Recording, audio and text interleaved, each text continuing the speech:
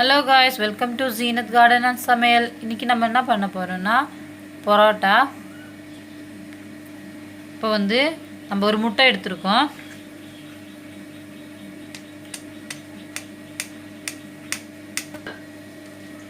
ஒரு முட்டை எடுத்துக்கலாம்.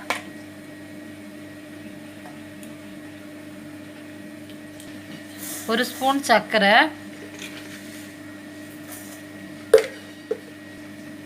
தேவையான அளவுக்கு உப்பு, கொஞ்சம் தண்ணி ஊற்றி நல்லா கரைச்சி விட்டுடலாம்.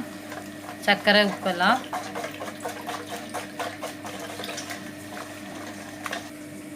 இப்போ உப்பு சர்க்கரைலாம் நல்லா கரைஞ்சிச்சு. இப்போ நம்ம மாவு போட்டுக்கலாம். மைதா மாவு போட்டுக்கலாம். மைதா மாவு நாங்கள் இந்த கப்புக்கு 6 கப்பு போடுறோம்.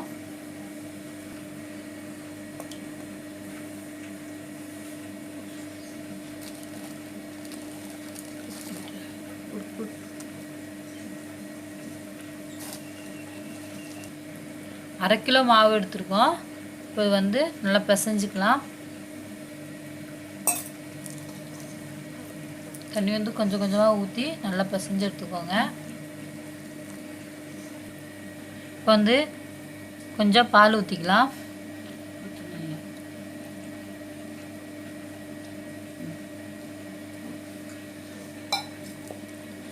நல்லா பிசைஞ்சு எடுத்துக்கலாம். பால் கொஞ்சம் ஊற்றினோன்னா நல்லா சாஃப்டாக இருக்கும் பரோட்டா. அதனால தான் பால் ஊற்றணும். இப்போ மைதா மாவு நல்லா பிசைஞ்சு வச்சாச்சு. இப்போ இது மேலே எண்ணெய் லைட்டாக தடவிடலாம்.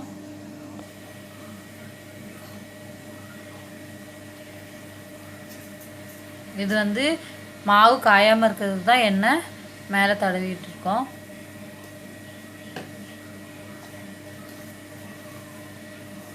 மூணு மணி நேரம் ஊறட்டும். 3 மணி நேரம் அப்படியே நல்லா ஊறட்டும். இப்போ மூடி வச்சிடலாம்.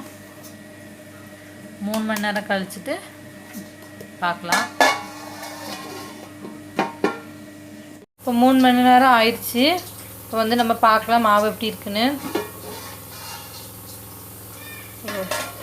நல்லா வந்திருக்கு மாவு. பார்த்தீங்களா, நல்லா ஊறி இருக்கு. இது நல்லா அரை மணி நேரம் வேறு நல்லா பிசைஞ்சு எடுத்துடலாம்.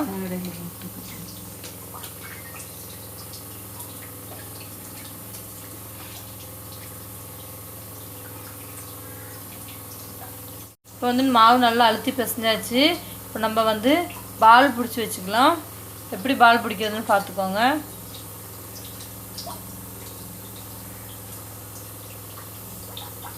நாங்கள் ஒரு சப்பாத்தி உருண்டை சைஸ்க்கு எடுத்துருக்கோம்.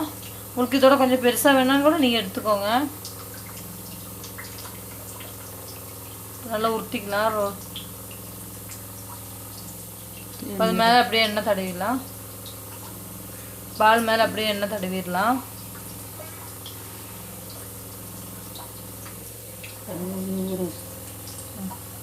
அப்படியே பால் ஒன்றுன்னா எடுத்து அப்படியே வச்சிடலாம். வச்சதுக்கப்புறம் பார்க்கலாம்.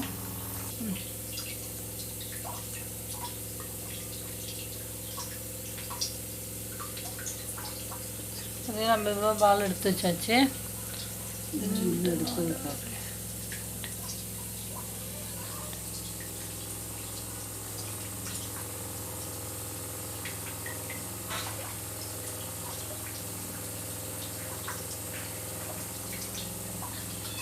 பதிமூணு பால் எடுத்தாச்சு. இன்னும் 2 பால் வரும். மொத்தம் 14 பாலா? 15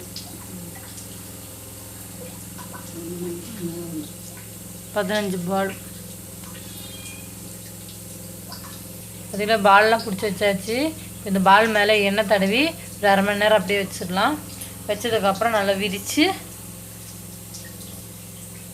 விரிக்கும்போது உங்களுக்கு காமிக்கிறேன். இப்போ பால் பிடிச்சி வச்சு அரை மணி நேரம் ஆச்சு. இப்போ நம்ம எப்படி ஒன்றா எடுத்து விரிக்கிறது பார்க்கலாம்.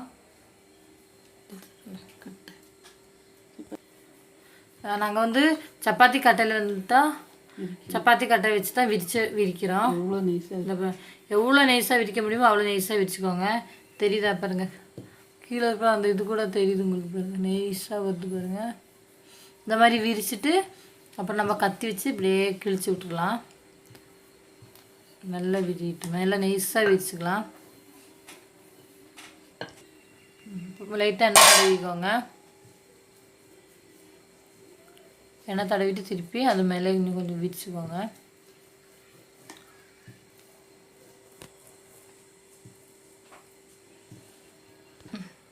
இப்போ வந்து நல்லா நைஸாக விரிச்சாச்சு.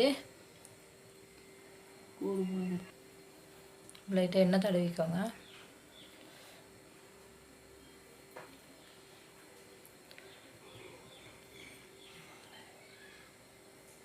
இப்போ வந்து கத்தி வச்சு கட் பண்ணிடலாம்.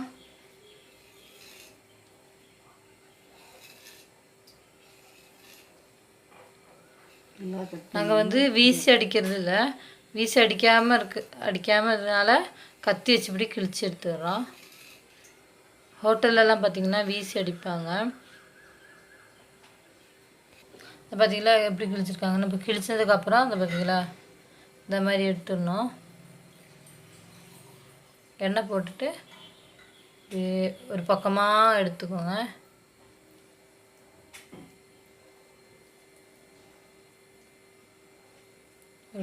ஒரு பக்கமாக ரோல் பண்ணிகிட்டே வாங்க.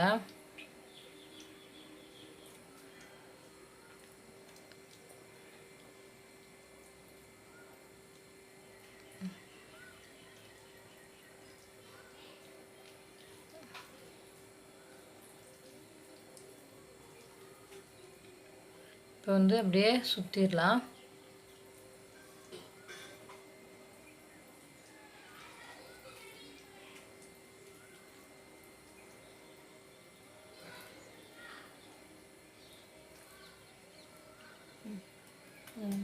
இதே மாதிரி மற்ற பாலெல்லாம் எடுத்து விரிச்சதுக்கப்புறம் பார்க்கலாம்.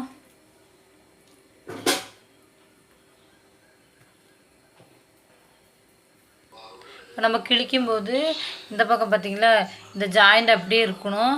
இங்கே பாருங்கள், இந்த ஜாயிண்ட் அப்படியே இருக்கணும். இந்த பக்கம் அப்படியே கொஞ்சம் கிழிஞ்சிச்சு. ஆனால் நீங்கள் கிழிக்கும்போது கொஞ்சம் கவனமாக கிழிச்சுக்கோங்க.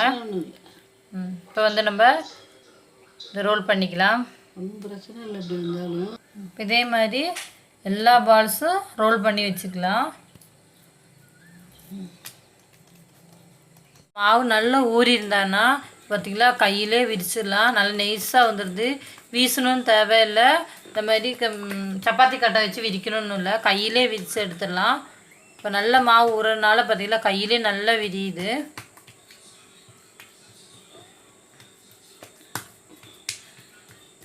நைஸாக வருது. ஷேப்பு கூட ரொம்ப அழகாக ரவுண்டாக வருது பார்த்திங்களா. நம்ம அடிக்கிற பரோட்டா இந்த அளவுக்கு தான் இருக்கும். ஆமாம், நைஸு. அடிக்கிற பரோட்டா இந்த நைஸ் தான் வரும். அதே மாதிரி பாருங்கள், கையில் நம்ம பண்ணால் கூட இந்த மாதிரியே வருது. கிழிக்கணும்னு தேவையில்லை. இப்படி கூட நீங்கள் எண்ணெயை தடவி அப்படியே மடக்கி இந்த மாதிரி வச்சுக்கலாம். நம்ம ஏன் இப்படி கிழிச்சோன்னா ஃபஸ்ட்டு அது வந்து கொஞ்சம் பரோட்டா வந்து அடுக்கடுக்காக வரும்ல, அது வர்றதுக்காக நம்ம சப்பாத்தி கட்டையில் தானே விரிச்சோம், அதனால் அந்த அடுக்கு வர்றதுக்காக தான் அப்படி கிழிச்சு விட்டோம். இப்போ நம்ம கை வீசி அடிக்கிறதுனால இப்படி நம்ம கட் பண்ணணும் தேவையில்லை. அதேமாதிரி கையில் விரிக்கும்போது பார்த்திங்களா வீசுகிற அளவு மாதிரியே வந்திருக்கு, அதனால் கட் பண்ணணும் தேவையில்லை. நம்ம நல்ல நைஸாக தான் இருக்குது. இப்போ அப்படியே ரோல் பண்ணி அப்படியே சுற்றி வச்சிடலாம்.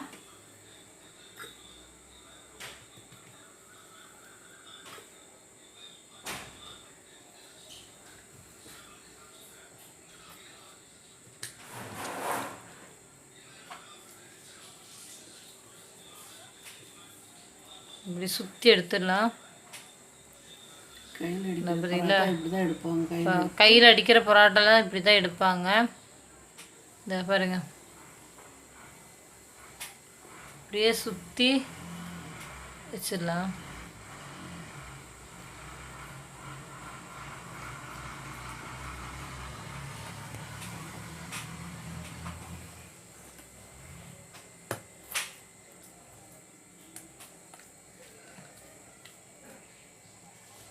பால்ஸ் வந்து நம்ம ரோல் பண்ணி வச்சாச்சு.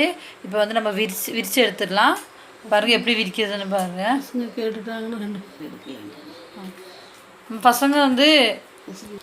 பசங்க வந்து பசிக்குதுன்னு சொல்லிகிட்டே இருக்காங்க. அதனால் நாங்கள் என்ன பண்ணோன்னா ஏற்கனவே 2 சப்பாத்தி 2 பரோட்டா வந்து அவங்களுக்கு சுட்டு கொடுத்துட்டோம்.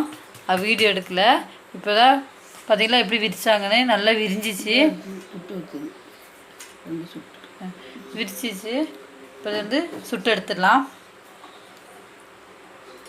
அடுப்பு நல்லா கல் வச்சாச்சு. கல் நல்லா காஞ்சிச்சு. இப்போ வந்து எண்ணெய் கொஞ்சம் தடவி விட்டுடலாம். இப்போ வந்து சப்பாத்தி பரோட்டா போட்டுடலாம். அடுப்பு கொஞ்சம் சிம்மில் வச்சுக்கோங்க. ரொம்ப கூட்டி வச்சோன்னா பரோட்டா கரிஞ்சிரும். உள்ளே வேவாது. மேலே மட்டும் கரிஞ்சு போயிடும். அதனால் அடுப்பு எப்பவும் ஸ்லோவாக வச்சுக்கோங்க. இப்போ வந்து சுற்றி கொஞ்சம் எண்ணெய் ஊற்றி விட்டுடலாம்.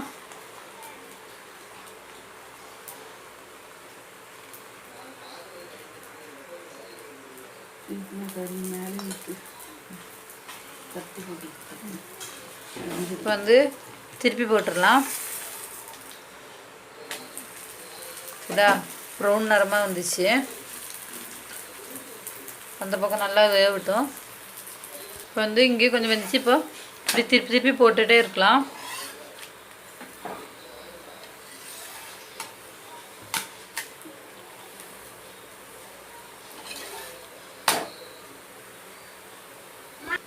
இப்போ பரோட்டா நல்லா வெந்துருச்சு. நம்ம எடுத்துடலாம்.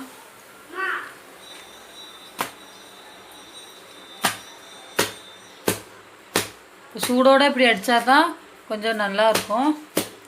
பார்த்தீங்களா அடுக்கு நல்லா வந்திருக்கு.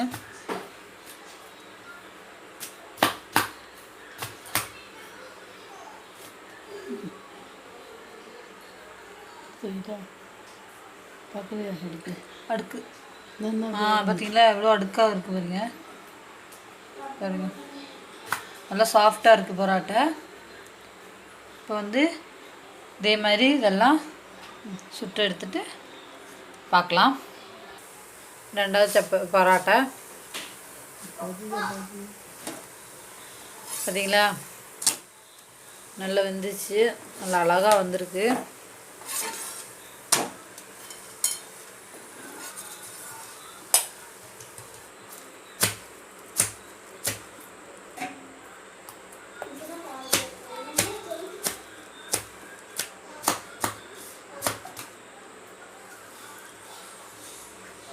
பாருங்க எப்படி அடுக்க வந்திருக்கு பார்த்தீங்களா.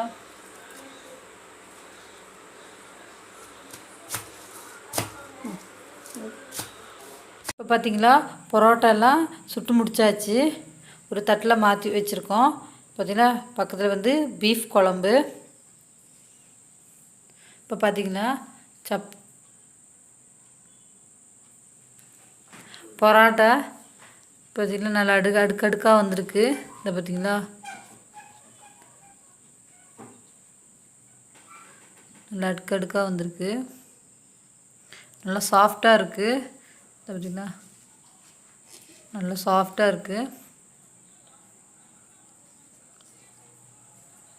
நீங்களும் இதே மாதிரி வீட்டில் பரோட்டா செஞ்சு பாருங்கள். இந்த வீடியோ பிடிச்சிருந்தா மறக்காமல் லைக் அண்ட் சப்ஸ்கிரைப் பண்ணுங்கள், ஷேர் பண்ணுங்கள். அடுத்த வீடியோவில் பார்க்கலாம்.